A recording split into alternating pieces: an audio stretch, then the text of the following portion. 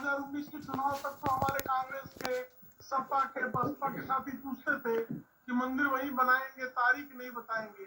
1989 से पालमपुर के भारतीय जनता पार्टी के राष्ट्रीय अधिवेशन से जब से राम मंदिर हमारे मुद्दे में आया, हमारा जो है संकल्प पत्र में जब से शामिल हुआ, तब से लोग सवाल पूछते थे कि ये तो राम मंदिर मुद्दा वो बनाते थे। आज राम मंदिर का भव्य दिव्य निर्माण हो रहा है और उसका जो है प्राण प्रतिष्ठा वो जो जनवरी माह में हो जाएगी, जनवरी 2024 में जी। तो स्वाभाविक तौर पर इस देश के लोगों को पता है कि राम मंदिर के लिए संघर्ष किसने किया। राम मंदिर निर्माण का यह स्वप्न साकार हो रहा है 550 वर्षों के बाद, तो राम भक्तों को तो उसका श्रेय जाएगा ही जाएगा। ठीक है अजीज खान जी, 80 में से 80 जीतने का दावा भारतीय जनता पार्टी भी कर रही है, 80 में से 80 सीटें जीतने का दावा आप लोग भी कर रहे हैं। रणनीति भारतीय जनता पार्टी की क्या रहने वाली है, टारगेट वोटर्स क्या रहने वाले हैं, कैसे भारतीय जनता पार्टी आगे काम करेगी, वो ज्यादा जमीन पर नजर आ रही है। आप लोग कैसे साधेंगे 80 में से 80 सीटों को, ये अभी तक नजर नहीं आ रहा है, न दिख रहा है। सिर्फ ओबीसी सम्मेलन आप लोग जरूर कर रहे हैं। देखिए प्राची जी, एक बात बहुत स्पष्ट है कि जनता को बार बार गुमराह नहीं किया जा सकता। जनता सर्वोपरि होती है। आज जिस तरीके से बीजेपी को 10 साल का वक्त इस देश की जनता ने दिया और इन्होंने क्या किया, इन्होंने सिर्फ धोखा दिया, लोगों को गुमराह किया। अभी पिछड़े समाज की बात कर रहे थे, दलितों की बात कर रहे थे और आज माननीय अमित शाह जी ने दलितों की बात बड़े जोर शोर से उठाई। यही दलित और यही पिछड़ा समाज है। आज आप देखिए भर्तियां हुई है, 69,000 शिक्षकों की भर्ती हुई, 4% आरक्षण, सिर्फ 27% आरक्षण है ना, 4% आरक्षण दिया गया, 22-23% खा गए। ये पिछड़ों के साथ हुआ है। आप इस बात को समझिए। अभी हालात ये है कि कृषि विश्वविद्यालय बांदा में 16 जगह निकले थे, एक भी ओबीसी समाज को इन्होंने अपॉइंट नहीं किया। गोरखपुर विश्वविद्यालय में एक भी ओबीसी मेरी आज की बात HHA के साथ मुकाबला में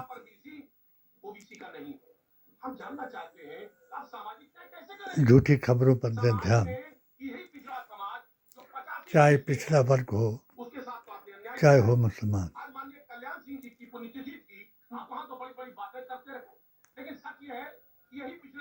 आज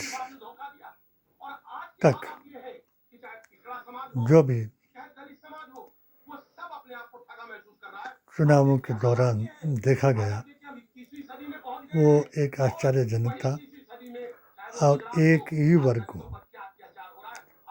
प्रोत्साहित करने के लिए अपने 80-20 के फार्मूले को साधने के लिए हिंदू मुसलमान किया जा रहा था। और आज जो है जो प्रत्यक्ष में देखा गया, अब वोटर तो एक शातिर भी है, वोटर तो चोर भी है, वोट तो एक ही राष्ट्रपति का भी है, एक प्रधानमंत्री का भी है, मगर उस वोट की कीमत को कौन समझता है, ये आज तक इनके इस फार्मूले ने किसी को समझने नहीं दिया। अब जो विपक्ष का एक गठबंधन तैयार हुआ है, यही गठबंधन हर जात, जमात और धर्म के आदमी को समझ आ गया, जिस पर यदि 40 बराबर 40 जमा 20 का फार्मूला सही तौर पर आजमाया गया तो ये जो सीटों की गिनतियां कर रहे हैं और गिन रहे हैं जिस तरीके से कि हमारी 80 की 80 सीटें आएंगी, किसी की 80 में से 60 आएंगी, ये जो है अगर जो फार्मूला हमने हिमाचल प्रदेश में साबित करके दिखाया और हमारे माननीय मुख्यमंत्री सुखू जी ने इसको साकार करके दिखाया, यानी हिंदुत्व के नाम पर अगर चुनाव हिमाचल में होता तो इनका 80-20 का फार्मूला क्या 90-10 तक भी ये जीत के कगार पर पहुंच सकते थे, क्योंकि ये देवभूमि है। ये भारतवर्ष में उत्तराखंड जो है सबसे ज़्यादा पीर फकीरों, साधु संतों और दानिशमंदों, वेद पुराण गीता ग्रंथ और कुरान के साक्षात निशानियों का मुल्क है। ये प्रदेश अगर ये इनको जवाब दे सकता है तो सारा भारत जो है, हर जाति का आदमी आज जवाब देने के लिए तैयार है। यानी 20%, यानी 40/40 से मुराद है कि एक दलित वर्ग 40 आदमी को ये खरीद लेते हैं और 40 आदमी जो है वो अपने अकीदे आस्था के मुताबिक हिम्मत रखते हैं और सच्चाई को समझते हुए कि जिस वक्त कांग्रेस ने इस प्रजातंत्र को साकार करने के लिए और 3 शाह को ज़मीन पर लाने के लिए संविधान बनाया अम्बेडकर जी ने, और रक्षा मंत्री बनाया उस वक्त जगजीवन राम को, तो वो एक मंदिर का उद्घाटन करने के लिए हेलीकॉप्टर में एक पाँव नीचे फंस गया और एक ऊपर, और लोगों को ऊपर उठाना पड़ा, क्योंकि उस वक्त भारत में अंग्रेज़ों ने और ये जो जात जमात और धर्म के नाम पर शरिया वर्सेस ये हिंदुत्व का प्रोपेगेंडा करने वाले हैं, ये कट्टरपंथी, इनका कोई धर्म नहीं है, इनको किसी किताब का ज्ञान नहीं है, और बार बार दानिशमंद लोग इनके जो टीवी पर झूठे प्रचार किए जाते हैं और ऐसे लोगों को टीवी पर प्रवचन दिलाए जाते हैं जिनको ओम का भी अर्थ नहीं आता और बिस्मिल्लाह का भी अर्थ वो नहीं जानते और अलिफ का वो अर्थ नहीं जानते, और वही लोग जो हैं अपने आप को हिंदू और मुसलमान साबित करने की कोशिश कर रहे हैं, और उसमें मर कौन रहे, वो बेचारे गरीब मर रहे हैं। अब कहीं गोली मारो सालों को, फिर काले फेंको, मुंह काले करो, अब जूते फेंकने तक की नौबत आ गई है। और ये सारे कार्य अगर कोई जिसको दिव्य ज्योति है, जो अपने ईमान की आँखों से इनको देख रहा है, उसे सब कुछ नजर आ रहा है कि इनका सारा प्रोपेगेंडा जो है वो प्रायोजित है, और इनका प्रायोजित इतने तक है कि अगर कोई महात्मा गांधी मुर्दाबाद का नारा लगाए तो उस पर हंसा जा सकता है, और अगर कोई गोडसे जिंदाबाद का नारा लगाए तो उसको जिंदाबाद कहा जा सकता है। अब रही इनके खिलाफ कौन लिख रहा है, तो इसके लिए हिम्मत चाहिए। लिखने वाले को हिम्मत चाहिए कि वो क्या लिख रहा है, बोलने वाले को हिम्मत चाहिए कि क्या वो बोल रहा है, और सुनने वाले को हिम्मत चाहिए कि क्या वो सुन रहा है, और देखने वाले को हिम्मत चाहिए कि क्या वो देख रहा है, क्योंकि हर धार्मिक पुस्तक में ये लिखा है कि सबसे बड़ा वो कायर है कि जो बुराई को होते हुए देख रहा है, और जो गलत लिख रहे हैं, चाहे वेद का अर्थ गलत कर रहे हैं, कुरान का आयतों को बदल रहे हैं, गीता के श्लोकों को बदल रहे हैं, अगर वो सही लिखने की ताकत रखता है तो वो चैलेंज कर सकता है। और आज ये लिखना, देखना, उठना बैठना इस हद तक पहुंच गया है कि अगर कोई इनके खिलाफ बात करे तो उसको जीने के लाले पड़ सकते हैं। जिस तरीके से इनके जो प्रवचनकारी लगे हुए हैं, सनातन का नाम लेकर के लोगों को धोखा देने के लिए लगे हैं। मनुवादी कुछ छठी शताब्दी में लोगों को वापस ले जाना चाहते हैं। और खुदाई करने वाले, खुदाई दो किस्म की होती है, एक ज़मीन की खुदाई होती है और एक दावा खुदाई होता है। और जो खुदाई करेगा तो वो दावा भी खुदाई कर सकता है, जिस तरीके से इन्होंने कर दिया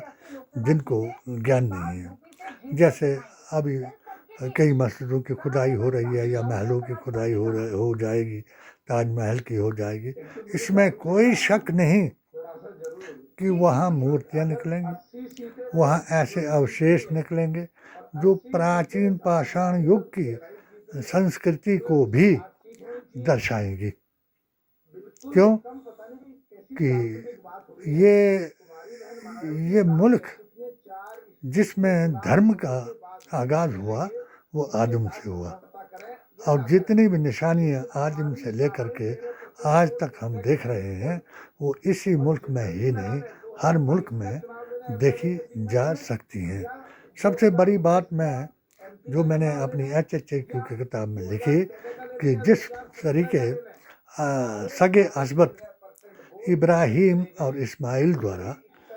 मक्का में स्थापित किया गया, और बहुत सी किताबों से और बहुत से आयत कुरान से ये साबित किया जा सकता है कि ये उस सर्वशक्तिमान द्वारा भेजा गया एक संकेत था कि जिस तरीके से फरिश्तों ने तवाइफ किया आसमान में, और उसी तरीके से तवाइफ करने के लिए इसको भेजा गया ज़मीन पर। सफ़ा और मरवा भी दो देवताओं के निशान थे जिनके बीच में दौड़ लगाई गई, और जिस तरीके से उनकी अवहेलना करते करते लोग यहाँ तक पहुँच गए कि अरब यहाँ तक पहुँच गया कि उसको भी चूमना या उसका तवाइफ करना भी शिर्क बताया गया, और रोजे की जाली को छूना शिर्क बताया गया, और जिंदों को मुर्दा बताया गया, और मुर्दों को की खुदाई की जा रही है। जो अपने सिर से कोई मक्खी नहीं हिला सकता उसके ऊपर इतना ध्यान दिया जा रहा है कि एक गरीब अगर भूखा प्यासा, एक अबला महिला उत्पीड़ित हो रही है, जहाँ बयान तो राम राज्य का किया जा रहा है, जो साधु के भेष में एक राक्षस आकर के सीता माता का हरण किया, और ये एक निशानी थी उस सनातन के युग की, उस त्रेता युग की, कि जो रावण के अंत की निशानी थी। अब इनकी खुदाई दावा भी इनके अंत की निशानी है, अगर इस फार्मूले को सब लोग समझाते हैं। और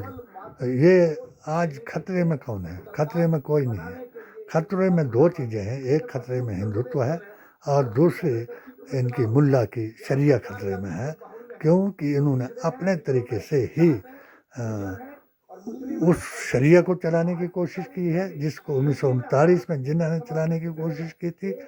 और हिंदुत्व उस तरीके से चलाने की कोशिश की जा रही है जिस तरीके से 1925 में इन्होंने RSS वालों ने चलाने की कोशिश की गई थी। जो इनकी ट्रेनिंग निकरधारी ट्रेनिंग थी, वो यही सिखाया जाता था कि दूसरी कौमों को कैसे मारना है, कैसे भगाना है। इनका कोई राष्ट्र के प्रति कोई ध्यान नहीं है। राष्ट्र के प्रति उस वक्त ये राष्ट्रभक्त होते तो ये भी बता देते कि हमारे फलाने दादा ने, फलाने दादा के दादा ने ऐसा किया, तो इनको ऐसा करने के लिए इनके पास न दिखाने के लिए न करने के लिए, हाँ सीरिया वालों के लिए करने के लिए ये है कि जिन्होंने पाकिस्तान को एक नाअहल की इक़्तिदा से तोड़ दिया था, और इसी तरीके से ये भी नाअहल की इक़्तिदा से तोड़ने की कोशिश करेंगे। मेरी आज की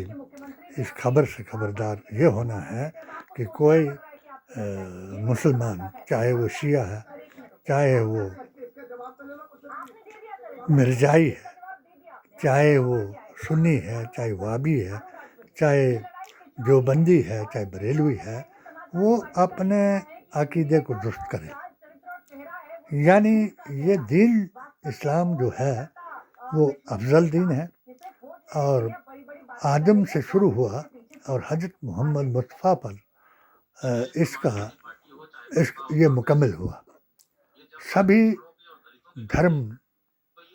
धर्मों के आदर करता है और सभी धर्मों का इसकी किताब में उल्लेख है। जिनको नहीं ज्ञान वो अपने ज्ञान को दुरुस्त कर लें, HHAQ से ये साबित करें। मैं बार बार इस किताब का जिक्र इसलिए करता हूँ कि ये किताब ना शरिया वाला मान सकता है या समझ सकता है और ना ही हिंदुत्व वाला कहे कि ये राम को भगवान की बजाय अवतार कहते हैं, और शरिया वाला कहे कि ये एक उम्मी जिसको दो जहान का ज्ञान था उसको कहते हैं कि उसको गैब का भी इल्म था। ये इस इल्म में फंसे हुए हैं और यही एक आसार क़यामत की निशानी है। लोग, हर मज़हब मिलत के लोग अपने अपने धर्म, आस्था और अकीदे के मुताबिक अपने आप को इनका फार्मूला तोड़ने के लिए सजग कर दें, यानी दलितों के बीच में बताएं और शिया के बीच में बताएं, वहाबी को बताएं, सुन्नी को बताएं, सिख को बताएं कि हमारे अकाबिर जो थे उनका क्या संदेश है। तो सबका संदेश एक है कि सब अपने अधिकारों के लिए, जो हमारे मौलिक अधिकार, जिसमें धार्मिक अधिकार, सामाजिक अधिकार और राजनीतिक अधिकार, जिनका हनन ये जानबूझ करके व्यक्ति विशेष को देख करके कर रहे हैं, तो उन्हें चाहिए कि वो अपनी कलम का, अपनी जुबान का, अपनी आँखों का और अपने कानों को दुरुस्त करें, अपने अकीदे को दुरुस्त करें और सबको सहन करने की बजाय औरत, औहदे और पैसे के लिए अपने ईमान को ना बेचें। क्योंकि ये मुल्क हम सब का है,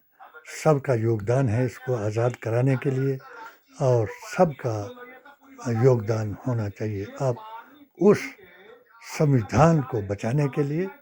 जिसमें सबके अधिकार सुरक्षित हैं। जय हिंद, जय भारत।